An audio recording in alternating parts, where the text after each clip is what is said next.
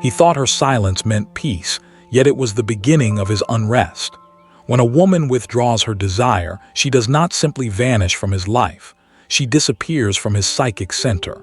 What was once a mirror for his potency becomes an absence that exposes the hollowness of his illusion. Her quiet is not punishment, it is revelation. The male ego, built upon conquest and confirmation, depends on the reflection of being wanted. Desire affirms existence. When her eyes no longer seek him, the scaffolding of his identity begins to shake. He does not yet realize that what he misses is not her body, but the echo of himself inside her response. Her longing made him visible. Without it, he confronts the void that existed long before she arrived. The modern man calls it rejection.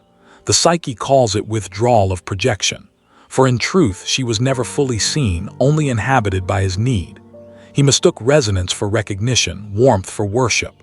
The woman became an image, his anima clothed in her voice, his fantasies reflected in her tenderness. When she pulls that energy back, the image collapses, and he stands before the unadorned mirror of his own unconscious. The first instinct is pursuit. He chases the image as if desire could be restored through effort. But obsession begins where awareness ends. The more he tries to reclaim her attention, the further he drifts from himself. He confuses control with connection, mistaking her boundaries for cruelty. Yet behind her silence lies the same truth he has avoided. The end of projection is the birth of perception. Every man carries within him a feminine image shaped by his earliest experiences of love and absence. Jung called it the anima, the bridge to his soul, but also the source of his confusion. When she withdraws, it is not merely a woman leaving. It is the inner feminine demanding recognition beyond fantasy. Her distance forces him inward, toward the part of himself he has ignored. He resents the mirror, but the mirror is his medicine. Desire once promised power, now it exposes dependency.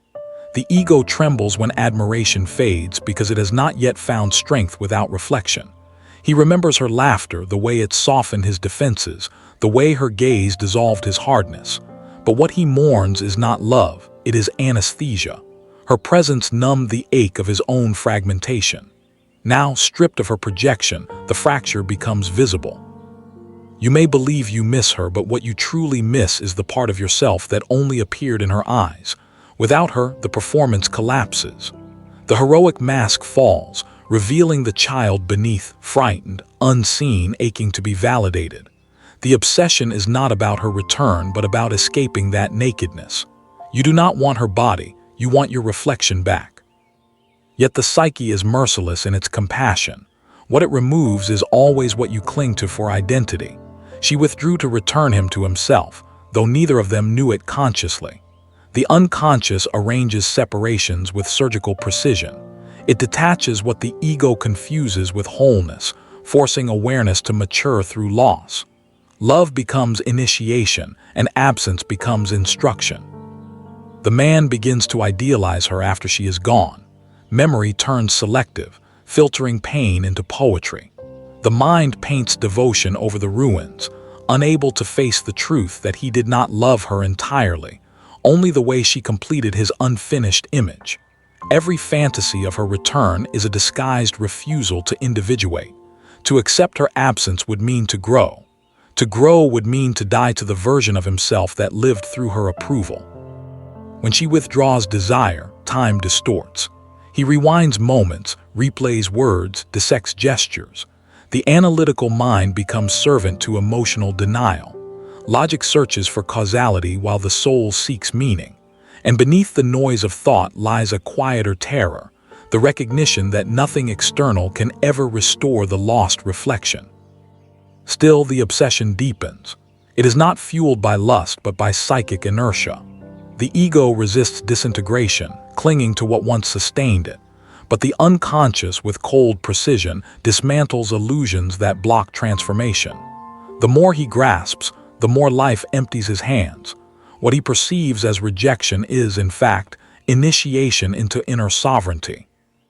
Every withdrawal of love is an invitation to encounter the self beyond the mirror. The feminine does not disappear. she descends into the depths where the masculine must follow without possession. Her silence is not cruelty, but calling. The man who understands this will no longer chase shadows. He will listen to the space she left, and in that silence, he will begin to hear himself. Obsession begins as longing but ends as resistance to awakening. When her desire withdraws, it strips the man of illusion, forcing him to face the psychic structure that once appeared as love. What he called connection was often possession. What he believed was intimacy was sometimes dependency wearing spiritual disguise. The unconscious uses beauty to lead him into bondage and loss to lead him out. The wound that opens is ancient. It is not her rejection that pierces him, it is the collapse of a myth. The anima he adored was not only hers, it was his own ideal of redemption. He sought in her what he feared to create within himself: softness, intuition, surrender. When she turns away, those qualities do not vanish. They turn inward, waiting to be integrated rather than pursued. Her distance becomes the mirror where he meets the feminine soul he exiled long ago. The first reaction is denial. He intellectualizes her absence, analyzing texts, moments, intentions. He disguises pain with reason, hoping logic will tame longing. Yet obsession is not rational, it is symbolic. It repeats until it is understood. Each thought of her is a ritual reenactment of unfinished recognition. The psyche repeats what it refuses to integrate. To lose the woman who once saw him is to lose the protective mask of the lover. Beneath it lies the archetype of the orphan, unanchored, exposed to emptiness. Men often flee this stage, running into distraction, conquest, or cynicism. But every avoidance deepens dependence. What he rejects externally returns internally as restlessness. He becomes haunted not by her memory, but by his own refusal to grow. You might call it addiction, but it is initiation in disguise. The feminine withdraws to dissolve the illusion of control. She reminds him that desire cannot be owned, only honored. The moment he tries to claim it, it vanishes, for desire is the language of the soul, not the currency of the ego. To chase, it is to exhaust himself in the labyrinth of projection. At night he dreams of her, yet she changes form. Sometimes she is near, yet unreachable. Sometimes she fades just as he reaches her. These are not dreams of loss, they are images of transformation. The anima resists capture because she belongs to the unconscious, not the ego. She appears only to those who stop chasing and start listening. Her silence in waking life is the same silence that invites him to descend inward.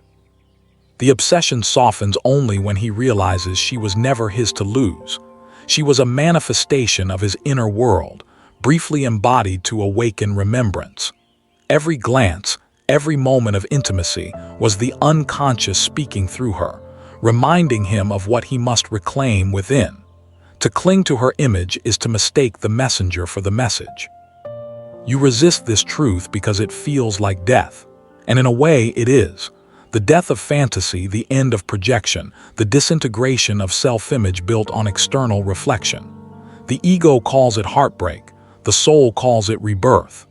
The pain that lingers is not cruelty, it is instruction. It teaches discernment between attachment and love, between projection and presence. Love, in its mature form, does not feed on possession. It breathes in awareness. It allows the other to exist beyond your control, to remain sovereign in their mystery. The man who understands this begins to see that obsession is not proof of devotion. It is evidence of fragmentation. It reveals where love was confused with survival. In his silence, the world changes texture. Ordinary sounds carry new meaning. Solitude begins to speak. The mind resists, yet the heart listens.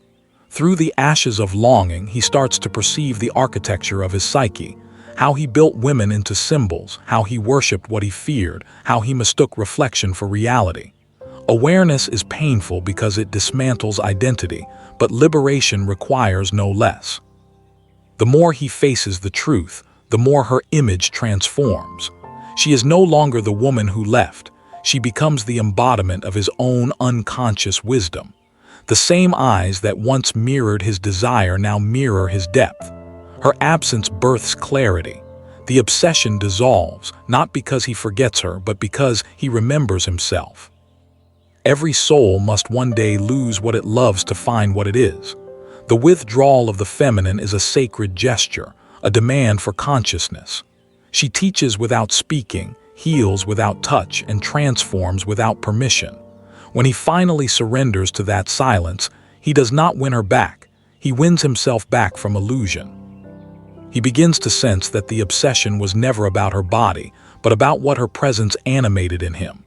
Before her withdrawal, he mistook the surge of emotion for connection. Now, stripped of her attention, he feels the raw undercurrent beneath desire, the hunger to be mirrored, to be known without performance. This is not love. It is dependency disguised as passion. The ego clings to intensity because it confuses it with meaning. The masculine mind seeks linear answers, but the psyche speaks in paradox. The more he searches for reason, the further he drifts from truth. Her absence does not make sense because it was never meant to. It was meant to break the logic of possession. What he cannot comprehend, he must finally feel. And feeling, for a man conditioned to control, is the beginning of disintegration. He remembers her laughter, her softness, the rhythm of her presence. Yet what unsettles him most is not what she gave, but what she withdrew, the silent authority to define his worth. In her distance, he realizes how much of himself had been outsourced to her approval. Without it, he stands in a psychological wilderness where validation no longer echoes back. This is the terrain of individuation, and it begins with confusion. Desire now turns against him, looping through thought and memory like a serpent swallowing its own tail. He mistakes the repetition for persistence, yet it is the psyche circling the wound. The unconscious repeats until awareness interrupts. Each fantasy of her return is a ritual postponement of awakening. The longer he resists, the more suffering refines him, carving emptiness into clarity. You may believe obsession is proof of love. It is not. It is proof of fragmentation. To be consumed by longing is to be held captive by what you refuse to understand. The feminine presence awakens what you repress, the need for emotional intimacy with your own soul. When she leaves, that energy returns to its origin. What was once projected outward now demands to be met within. You are not being abandoned, you are being recalled. In Jungian terms, this is the return of the anima. The feminine energy that once danced outside now moves inward, forcing the man to confront his interior world. This descent is not romantic, it is initiatory. It strips away the heroic posture, revealing the vulnerable archetype beneath, the wounded lover, the forgotten son. What he thought was power was often protection. What he believed was confidence was often fear disguised as control. The psyche has no interest in comfort. Its only loyalty is to wholeness. It dismantles illusions the ego cannot release. The woman's withdrawal becomes the hand of fate, severing attachments that block growth. The pain he calls loss is the friction of transformation. The unconscious uses heartbreak as chisel and silence as teacher. He begins to sense that the more he seeks her outside, the further she hides within.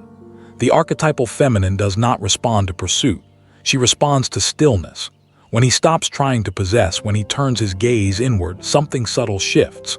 The same qualities he adored in her, compassion, intuition, mystery, begin to awaken inside. What was once external becomes internalized. Desire becomes devotion, not to her image, but to truth itself. The transformation is gradual, almost invisible. He no longer checks for her messages. He no longer replays her words. Instead, he listens to the silence between thoughts. He feels the ache without dramatizing it. In that space, awareness emerges like dawn after a long night.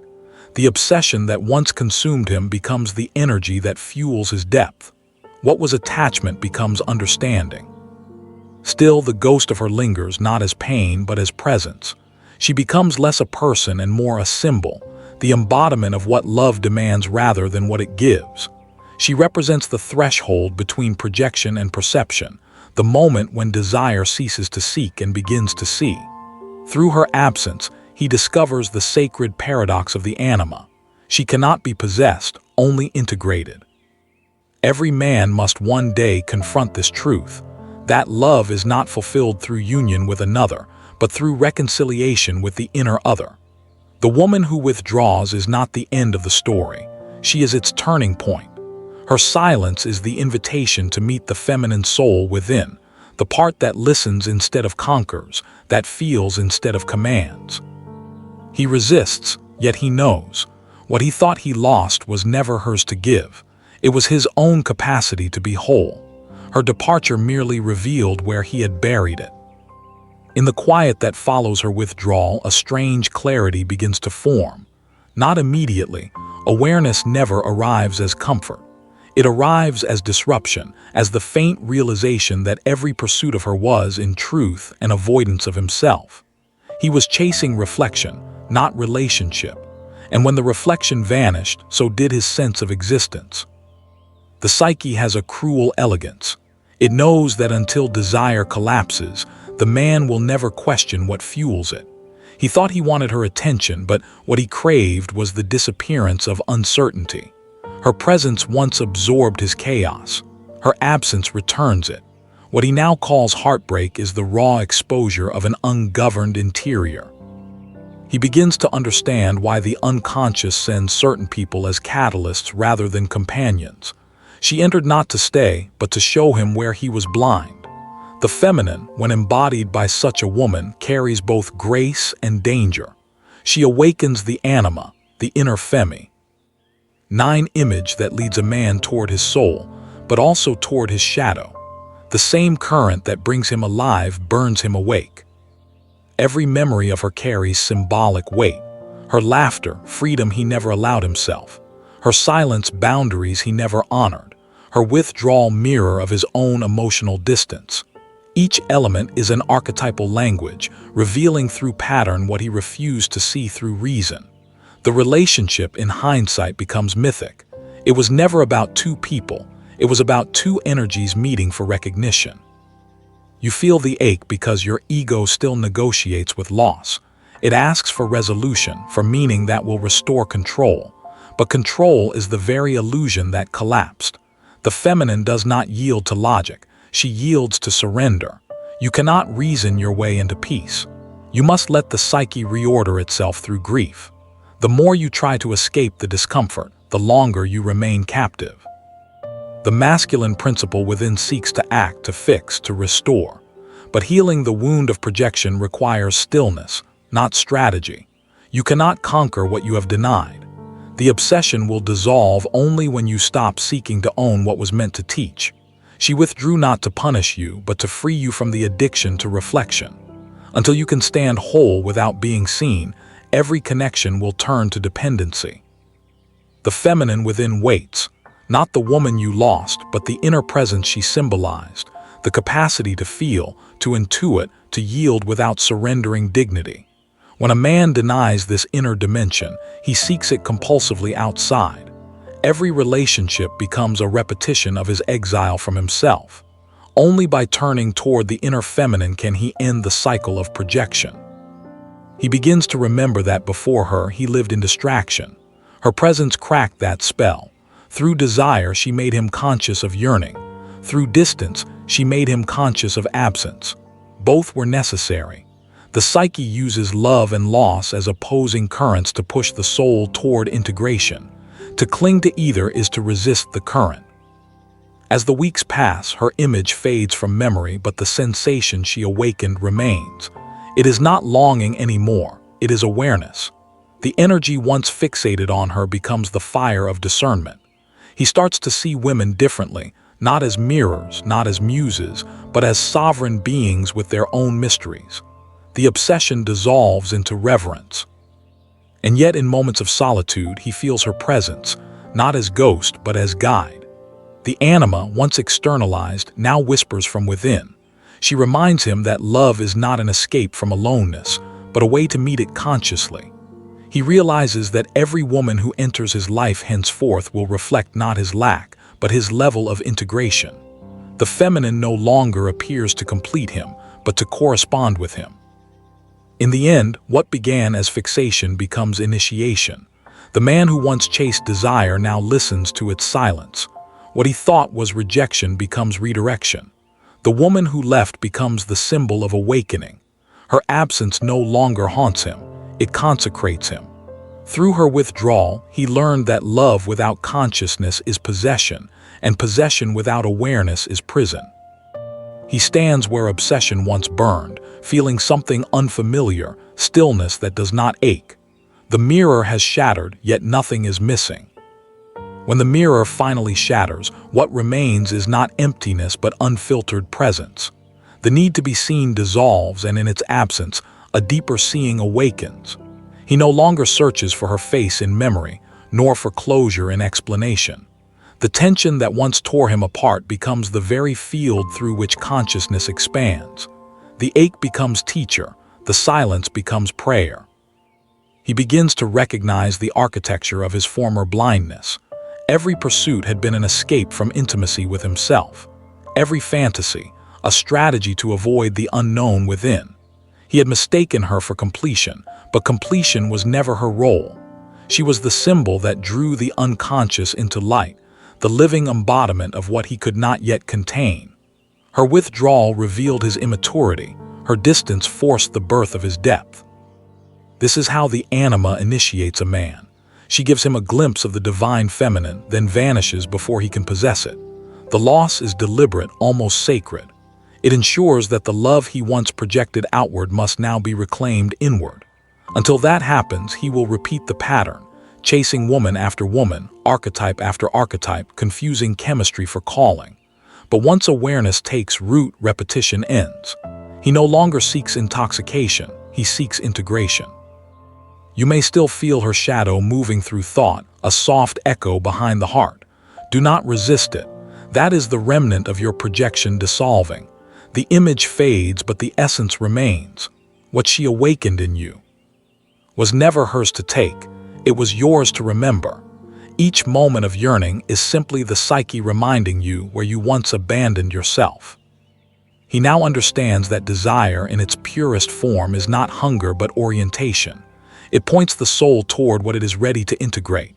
What he desired in her was what he had disowned: emotional honesty, intuitive intelligence, receptive strength. By loving her, he was rehearsing the return of those qualities. By losing her, he was forced to claim them as his own. The outer story ends where the inner union begins. The man who emerges from this process carries a quieter power. His voice softens not from weakness but from awareness. He no longer speaks to convince, he speaks to connect. The need to dominate, to impress, to perform, these fade as he learns the difference between attraction and resonance. He realizes that true polarity does not depend on control but on consciousness. When he meets a woman again, he will not project his anima upon her. He will meet her as she is, without distortion. The unconscious has achieved its purpose. Through heartbreak, it has refined his perception. What once looked like punishment now appears as precision. Every rupture was calibration, every silence a correction. He begins to see how life itself operates as an alchemical sequence: confrontation, dissolution, integration. The woman was not an exception to that process. She was its catalyst. You no longer chase her memory because you no longer chase yourself. The inner feminine is awake and she demands reverence, not obsession. When you feel desire now, it arrives with clarity. You can feel without clinging, want without worship, love without losing yourself. This is the true union of masculine and feminine within, the balance Jung called individuation. It is not the end of passion, but the end of unconsciousness within passion. There will still be echoes, moments where her image surfaces, moments when the heart remembers the sweetness of dependency. But these no longer control you. They move through you like weather through sky. The awareness remains untouched. You begin to understand that the soul does not measure connection by permanence but by transformation. She came to change you, not to stay. When he finally meets the woman inside himself, he stops chasing her outside. This is the quiet triumph of the awakened masculine. Not in conquest, not in possession, but in presence. He no longer fears the withdrawal of desire, for he has learned that love is not something given or taken. It is something revealed when projection ends. And so the story closes, not with reunion but with realization. The man stands alone, yet not lonely. The feminine within is no longer elusive. She has become his intuition, his empathy, his rhythm. He no longer blames her, he blesses her absence. What he thought was loss was simply initiation. He no longer needs closure, he has found clarity.